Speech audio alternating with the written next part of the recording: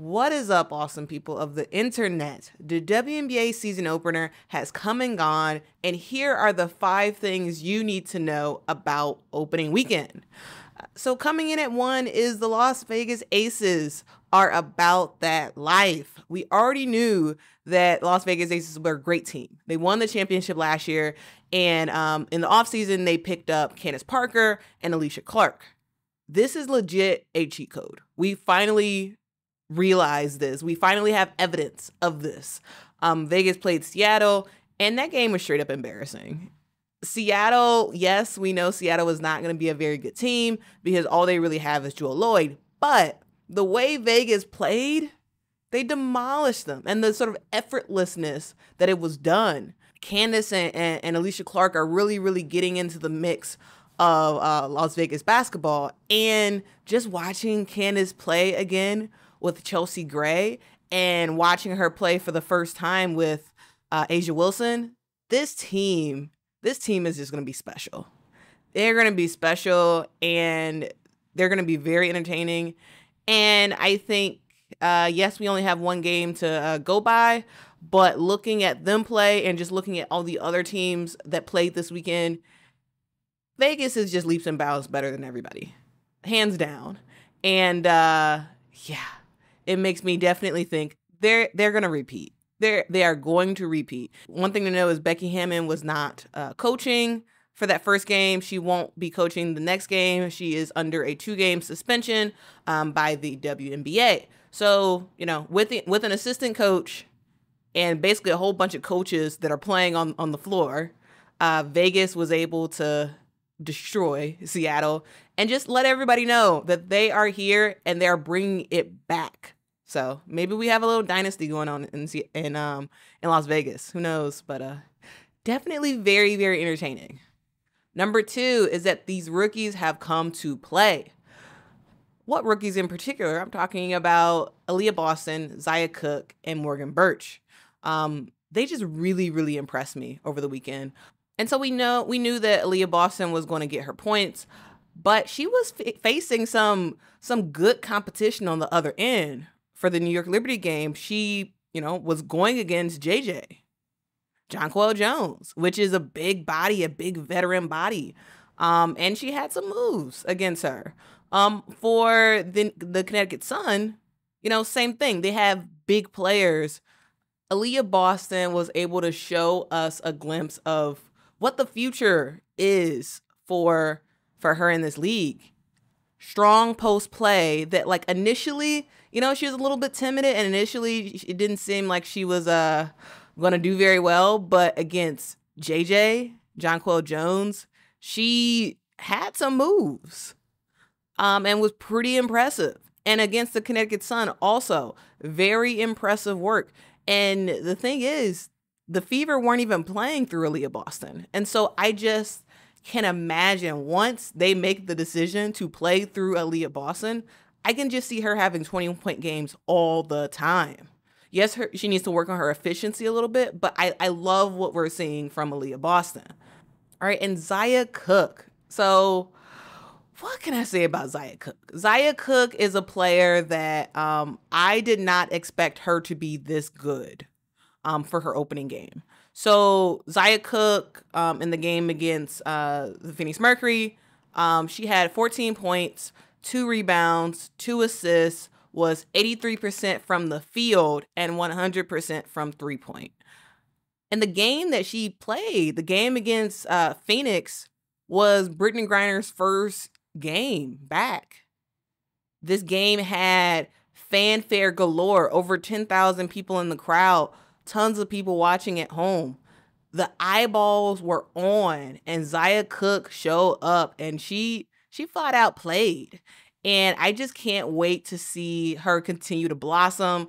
I know that she impressed a lot of people who, yes, knew that she was good at South Carolina, but like playing at South Carolina is one thing. Playing elite in the WNBA is a whole nother thing. She has that fight in her, and I just can't wait to see her continue to play. And finally, for the rookies, the player who impressed me was Morgan Bertsch. Morgan Bertsch is, yes, technically a rookie, but she was actually drafted in 2019. She was drafted in the 3rd round with the 29th pick. She was drafted to the Dallas Wings. She, of course, didn't actually play for the Dallas Wings during the regular season. She was cut from the team. And so technically she is a rookie. But she's older than, some of the other rookies. Like, for example, Aliyah Boston and Zia Cooke. One thing that I really like about Morgan Bertsch is that she wasn't even, so she started both games for the Chicago Sky this weekend, and she wasn't even expected to start because Isabel Harrison was supposed to be the starting power forward for Chicago. And as we know, Isabel Harrison has gotten hurt. And so that means that Morgan Bertsch she's the player that we are going to have for the time being until Izzy comes back as our starter. And so Morgan Bertsch has been showing up and showing out on both ends of the court, both offensively and defensively. I just think she's doing a good job. In 2 games, she's averaged 7 points, 4.5 rebounds, 3 assists, and 1.5 blocks.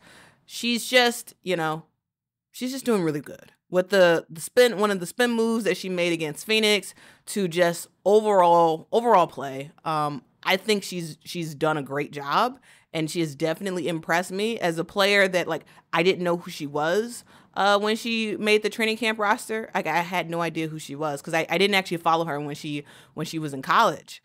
And watching her play, I am just thoroughly impressed, and I think James Wade once again is winning in the WNBA as a general manager. And if I could just interrupt to ask you to please like and to subscribe. Thank you very much. All right, and now going into number 3, the Fever are going to be trashed this season again. So we all went into this season knowing that, the Indiana Fever was not going to be a very good team, right? Everybody kind of knew that, but we expected some significant progress. The problem that I am seeing arise for the Indiana Fever is that they do not have a point guard. They don't. And it's very problematic, and it's very evident as to, like, why they're so bad right now. Erica Wheeler is the starting point guard for the Indiana Fever, and she's just not a point guard. She's just not. Like, she is more of a shooting guard, though she's not the best shooter in the world. So I guess you can kind of call her a combo guard of sorts. But she's definitely not a pure point guard. And the Indiana Fever need a pure point guard that can pass the ball very efficiently. So, Erica Wheeler has played pretty bad. And yes, the Fever like her as a player. She's a great locker room presence, great veteran presence. But she's a bad point guard, and she needs to be benched. Regardless of how nice she is, how great of a teammate she is, I think Christy Sides just needs to admit that Erica Wheeler is not the starting point guard that they need, and they need to figure something else out. So in the home opener against the Sun, Erica played 37 minutes. She went 0 for 3 from the field. She had 5 assists, so that's, pretty okay. She had 3 rebounds. It was basically her just having cardio for 37 minutes. And this is not me hating on Erica Wheeler. I like her. She seems to be a cool person, but she is not what this team needs. Erica Wheeler, to me, is a backup guard. She's not a starter on any team in the WNBA. And the fact that she is starting for Indiana is problematic. What Indiana needs is a pass-first point guard who is able to get the ball to Aliyah Boston and Nalissa Smith and run the offense through them. That's what Indiana needs. Indiana has some dominant bigs. And it's important to run everything through them instead of, keep passing around, the 3-point line and not even really checking for Aliyah Boston. Yes, there were some times where they pass it down low. But it's just not enough. And it's not just about getting, Aliyah Boston the ball for her to shoot. Go inside out and play like that. But it just doesn't seem like this is something that Indiana will do, mainly because they don't actually have a pass first point guard that will be able to help them and make that happen. The game against the New York Liberty, Erica Wheeler was 1 for 6, finishing the game with 2 points and a negative 29 plus minus rating. So again, bad. She only played 14 minutes in that game. Chrissy Sykes ended up benching her. But still, this is absolutely nothing personal to Erica Wheeler. She has a bunch of leadership and she's a positive role model for the younger players. But the Fever needs to seriously consider having her be a locker room only player that helps motivate the locker room and whatnot, and not have her start. I know Grace Berger, she didn't play in that first game. She did play barely in that second game. And you may be wondering, let's say, the Indiana Fever bench Erica Wheeler. Who's going to be the starting point guard? So I say Grace Berger. And yes, I know Grace Berger is not a point guard. She is a shooting guard. However, I think she did a good job distributing the ball when she played at Indiana University. And I would like to see what it looks like for her to run point and see if she's able to get the ball down low to Nalissa and Aliyah. So yeah, I would love to really see that. Grace Berger didn't play in that first game, which made a lot of Indiana Fever fans mad because, there was a lot of folks who came just to see Grace Berger. She did play in the game against New York, barely. I think she got like less than 3 minutes or something like that. My suggestion, bench Erica. Just put Grace Berger in and just see what happens, because it's not like you're winning anyway. It's not like you're going to win any real games with Erica Wheeler as your starting point guard. So you might as well test it out and put Grace Berger in, or waive a player and go back to the drawing board and get a pass first point guard in the building and see what happens from there. All right, number 2, the Connecticut Sun have not missed a beat without JJ. So Jonquel Jones, as we know, has left Connecticut and went over to the New York Liberty. And the Connecticut Sun, they just haven't missed a beat. Like, they're the team that we always knew them to be. A team that is able to score points and is able to play some good defense. They went 2-0 on the weekend. And the game that I was very impressed with was their game against the Washington Mystics.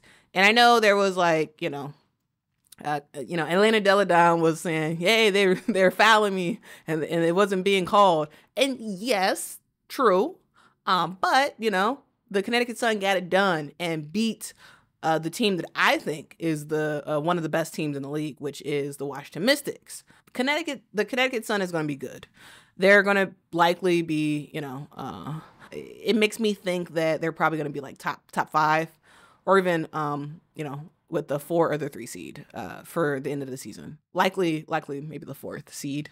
But yeah, they're very good. And it's not the most entertaining basketball, but they're efficient, and they are, and they don't have all the fanfare or whatnot that other teams have, but they're going to be good. And for sure, a team that folks need to be watching out for in the playoffs. Because as we know, Connecticut can make it far in the playoffs. They won't win it all, but they can make it far. Yes, they don't have Kurt Miller anymore as their coach, but Stephanie White is doing a fantastic job so far with them. All right, and on to number 1. The New York Liberty is suspect. So the New York Liberty went 1 for 1 over the weekend, and it's not the fact that they went 1 for 1. That's not my issue at all. It's the way they played. They just played bad. They just played very, very bad. So let's actually talk about their first game. So on Friday night, they played the Washington Mystics. So if you watched my official rosters video, you saw that I talked about the New York Liberty playing the Washington Mystics and how tough that's going to be for the New York Liberty. And I put that out before the game even happened, and turns out I was right. So the New York Liberty, they have no real leader on this team. This is a team that is just filled with stars, yes, but no one who's stepping up to be the leader.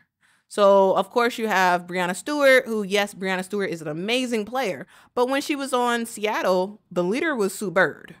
Breanna Stewart did not have to be super vocal and all that stuff and motivate her team and do all this stuff. Like, she didn't have to do that because Sue Bird did it. Jonquel Jones is, yes, a star. Yes, she's great.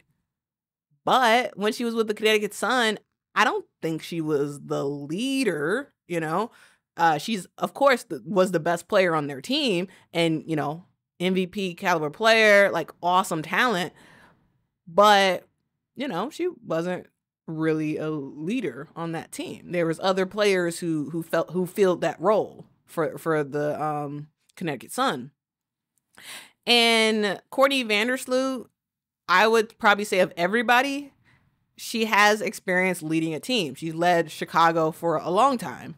But it doesn't seem like she is stepping up to fully lead. Maybe she's deferring to other players or whatever, but they just seem scattered. The New York Liberty seems like a very, very scattered team, especially in that game against the Washington Mystics. They were just bad. Every single player on the New York Liberty team was negative for their efficiency rating, besides Joycelyn Willoughby, who only played 5 minutes. So she was a +9, but the starting five, Benijah Laney was -15, Breanna Stewart was -11, Jonquel Jones -4, Courtney Vandersloot -14, and Sabrina Ionescu -14. So very, very bad. This team is not a team that does well when they play against a good defending team, at least so far. So the super team that is the New York Liberty lost to the Washington Mystics on Friday. And then on Sunday, yes, they destroyed the Indiana Fever. But everybody's focusing on, yeah, Breanna Stewart scored all these points and whatnot. Yes, Breanna Stewart played really, really good in the game against the Indiana Fever. However, the Indiana Fever is terrible at defense. Like, they just are. And so yes, she scored 45 points. Yes, that was phenomenal. But it's against Indiana. Like, honestly, I'm not super impressed by it. You know, if she does that against, you know, any other team in the league, yes, I'm impressed. Yes. But when teams dunk on Indiana, I just, you know, I kind of take it with a grain of salt. So I don't put much into the New York Liberty's win against Indiana Fever because Indiana is not good and they won't be good. So, like, it doesn't matter as much to me. Yes, it was an impressive game. Yes, Breanna Stewart played very, very well. This is not to take anything away from Breanna Stewart. She's an amazing player. Like, we all know this. But I don't think she drops that against, definitely doesn't drop that against the Washington Mystics. I don't think she drops it on Chicago. I think, she'll drop that stuff on, the Phoenix Mercury, or the Indiana Fever. I don't think she drops that on anybody else.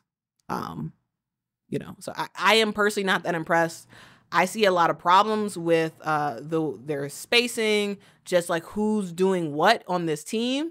I think that's something that they still have to figure out. It's going to take them a little time to figure that out. This is not me saying that they're washed at all. I think they still end up finishing either second or third place in the grand scheme of things. Yes, they will not win the championship, in my opinion. But yeah, I'm not as impressed as everybody else seems to be on Breanna Stewart's win in her scoring 45 points. That's great, but it was against Indiana. So, I would love to see that repeated in the future. But yeah. So those are my takeaways from the weekend. So just so you all know where the standings are right now, we have the Connecticut Sun on top, being 2-0. We have my Chicago Sky, on top, 2-0, swept. And for third place, we have Las Vegas. They only played one game. They won that. Los Angeles won their lone game this weekend. And also Dallas won a game. Washington Mystics went 1-for-1 this weekend. The New York Liberty went 1-for-1. Atlanta lost their game. Minnesota lost their game. Seattle lost their game. Indiana lost 2 games. And Phoenix lost 2 games. And just this didn't make the top 5, but, you know, just something to add. Phoenix is really bad. Maybe I'll talk about that next week. But, like, Phoenix has some serious problems. Yeah. Anyway. All right. So, yeah, that's where the standings are right now. And that's kind of what I thought about this weekend. What are some of your takeaways from this weekend? Is there something else that you want to talk about? For example, Phoenix's terrible play in the game against the Los Angeles Sparks and the game against the Chicago Sky. Let me know y'all thoughts about that. Let me know your thoughts about Brittany Griner's return. How do you think, everybody handled everything? What do you think about the Chicago Sky? 2-0, baby. The Connecticut Sun. How good do you think Las Vegas will actually be from that one game that we saw? Let me know all of your thoughts. Let me know what you think about the rookies, all that good stuff. Let me know in the comments below.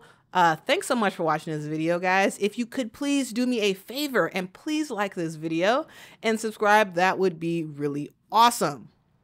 All right, guys. I will be trying to do these every week, just doing a general recap of all the games that happened that past week, and letting you know my top 5 things that I kind of got from these games. I watched every game this weekend. I didn't watch every single minute of every game, but I watched a good portion of every game. So yeah, that's the video. Thanks guys for watching. And until next time, guys. Bye.